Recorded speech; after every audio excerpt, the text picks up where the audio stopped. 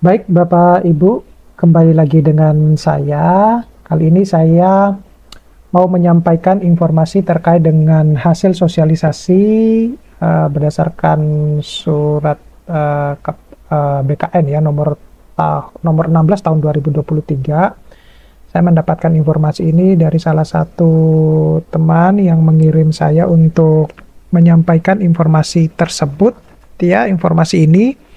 Jadi sebenarnya terkait dengan sosialisasi berdasarkan peraturan BKN nomor 16 tahun 2023 itu saya sudah pernah membahasnya, lebih tepatnya ini lebih kepada pengajuan ya, periodisasi pengajuan yang kalau yang dulu itu hanya berlangsung selama 2 kali dalam 1 tahun, kali ini itu berlangsung beberapa kali gitu. Nanti kita akan bahas pada slide-slide berikutnya.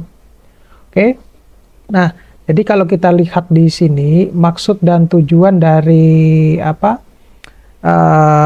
dilakukannya sosialisasi tersebut yaitu sebagai pedoman bagi instansi pemerintah dalam pengusulan dan penetapan kenaikan pangkat sebagai pegawai negeri sipil. Jadi Bapak Ibu, ini dikhususkan bagi teman-teman yang PNS.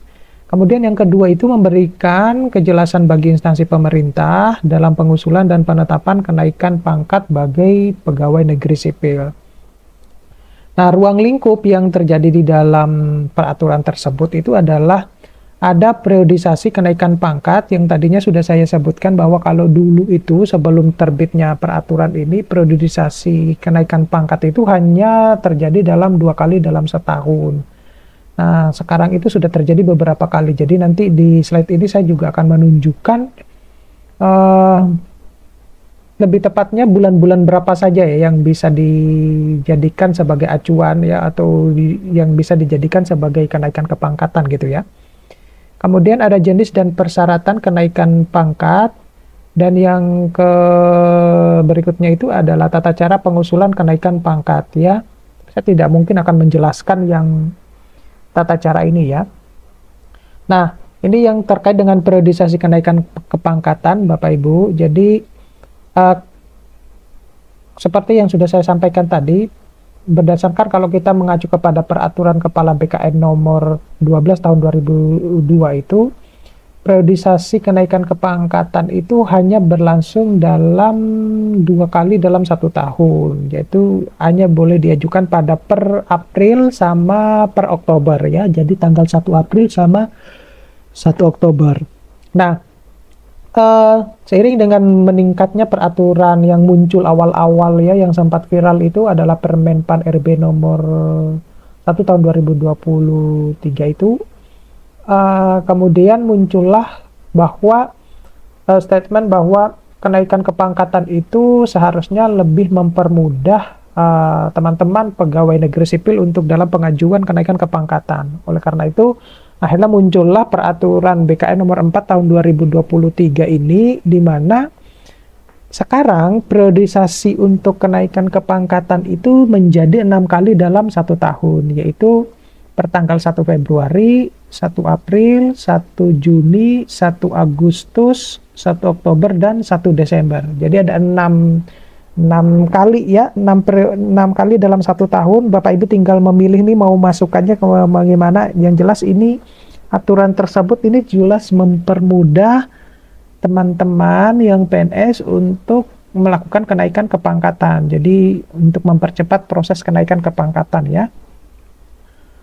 Nah, timeline penetapan kenaikan kepangkatan yang bisa Bapak Ibu lihat di slide ini. Jadi per 1 Februari, 1 April, dan 1 Juni. Jadi kita yang pertama itu adalah approve ya, atau submit usulan, yaitu dilakukan kalau untuk pengajuan 1 Februari berarti kita mengajukan untuk submit usulan itu per 15 Desember sampai dengan 15 Januari. Jadi diberikan waktu selama 1 bulan. Nah, kalau yang mau 1 April itu berarti 1 Februari sampai 28 Februari. Sedangkan yang 1 Juni itu 1 April sampai 31 April. Kemudian setelah itu baru kita melakukan melengkapi BTS ya. Kalau untuk yang pengajuan 1 Februari berarti 15 Desember sampai 20 Januari ya. Jadi kalau ketika kita sudah mendapatkan jawaban ya dari submit tersebut ya, begitupun dengan yang 1 April dan 1 Juni sudah tertera tanggalnya di situ ya. 1 April itu 1 Februari sampai 5 Maret dan 1 Juni itu 1 April sampai 5 Mei. Kemudian baru masuk ke tahap berikutnya itu adalah penetapan Pertek BKN. Nah, kalau yang Pertek BKN ini di sini juga sudah terlihat jelas Bapak Ibu tanggal-tanggalnya. Jadi Bapak Ibu bisa nanti melihat video saya ini ya. Kalau misalnya kira-kira saya mau mengajukan pada bulan berapa sih, misalnya bulan Februari kah, bulan April atau bulan Juni, maka perhatikan tanggal-tanggal ini karena jangan sampai Bapak Ibu meleset dari tanggal tersebut gitu. Kemudian ada penetapan SKKP oleh BKN ya. Di situ juga sudah tertulis jelas tanggal-tanggalnya ya, setiap bulannya. Dan berikutnya itu adalah penetapan SKKP oleh instansi tepat gaji ya.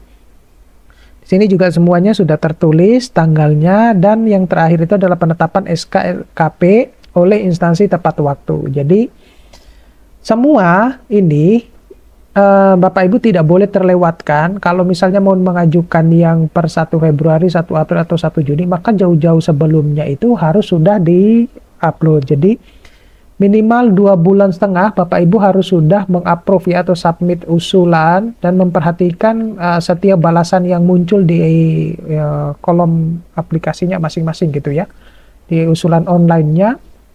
Nah, ini yang harus diperhatikan semuanya.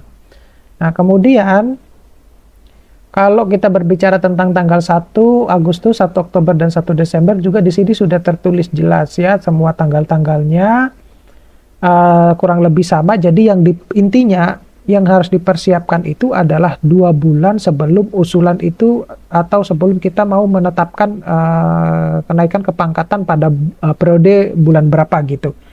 Itu yang penting dan harus diperhatikan setiap kali tanggal-tanggal yang ini. Jadi jangan sampai meleset karena kan tidak begitu lama ya, seiring dengan. Jadi tipsnya itu adalah setiap kali buka laptop ya, atau di mana di bagian laptopnya itu dikasih tanggal gitu. Kalau tanggal sekian harus dicek lagi semacam itu. Jadi untuk mempermudah Bapak Ibu gitu. Nah, persyaratan dan jenis kenaikan kepangkatan di sini ini adalah kenaikan pangkat reguler dan kenaikan pangkat pilihan ya, berbeda dengan yang dosen ya. Kalau kenaikan pangkat reguler itu diberikan kepada PNS yang pertama itu menduduki jabatan pelaksana. Jadi mereka-mereka yang menduduki jabatan pelaksana, kemudian yang melaksanakan tugas belajar, ini banyak juga ya yang melakukan seperti ini, dan ditugaskan di luar instansi pemerintah. Tuh.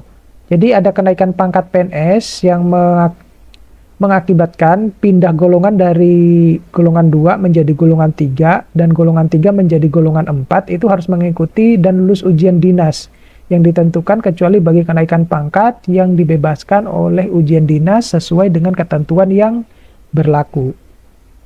Kemudian ada kenaikan pangkat pilihan. Nah, kalau kenaikan pangkat pilihan ini diberikan juga kepada PNS. Yang pertama itu adalah yang bersangkutan atau PNS itu tidak memiliki menduduki jabatan pelaksana. Kemudian yang bersangkutan juga menduduki jabatan tertentu yang pengangkatannya itu ditetapkan dengan keputusan presiden. Jadi ya sudah ditetapkan gitu ya.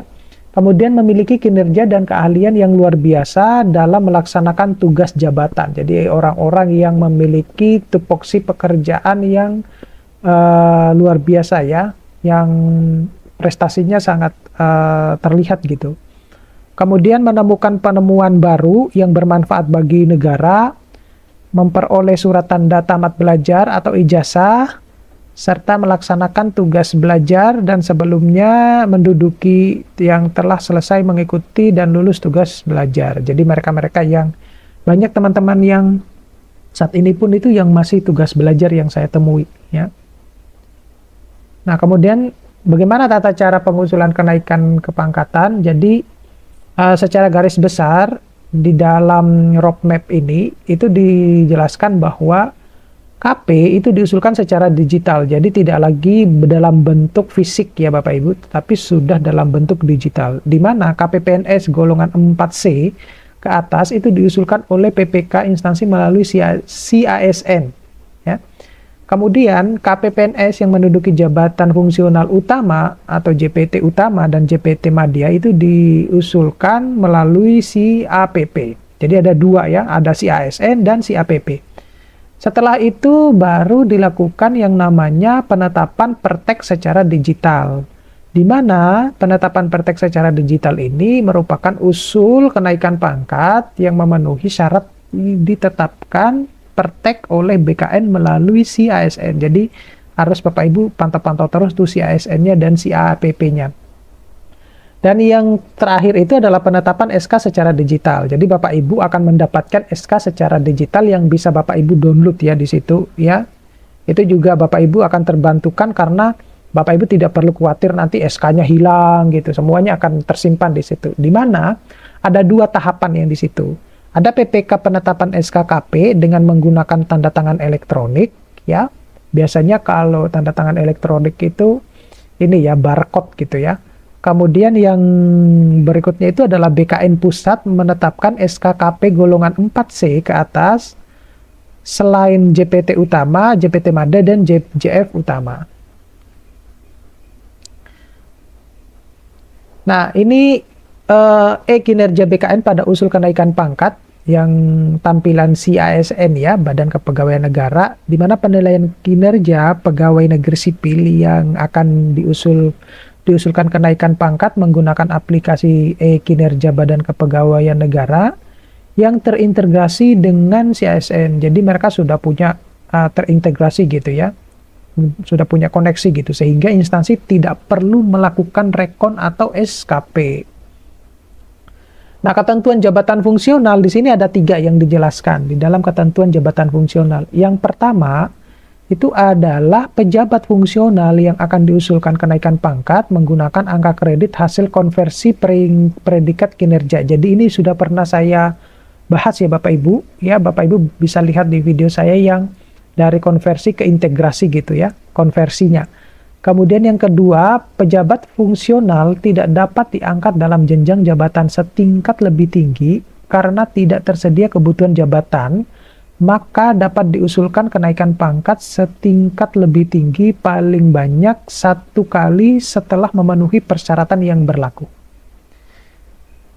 Kemudian yang ketiga, dalam hal pengangkatan dalam jabatan fungsional melalui pengangkatan pertama pegawai negeri sipil belum diangkat dan dilantik ke dalam jabatan fungsional, maka pegawai negeri sipil yang bersangkutan tidak diberikan kenaikan pangkat reguler setingkat lebih tinggi sampai diangkat dalam jabatan fungsional.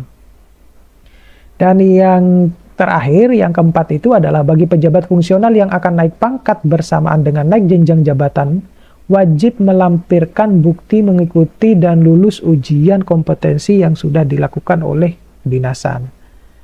Nah, itu secara singkat yang bisa saya sampaikan Bapak Ibu. Mudah-mudahan informasi ini bisa bermanfaat buat Bapak Ibu. Kalau ada yang mau ditanyakan, silakan Bapak Ibu chat di kolom komentar atau DM ke Instagram saya ya, atau di Facebook saya. Oke, terima kasih. Sampai ketemu di video-video berikutnya. Jangan lupa untuk menonton video saya secara full. Terima kasih. Assalamualaikum warahmatullahi wabarakatuh.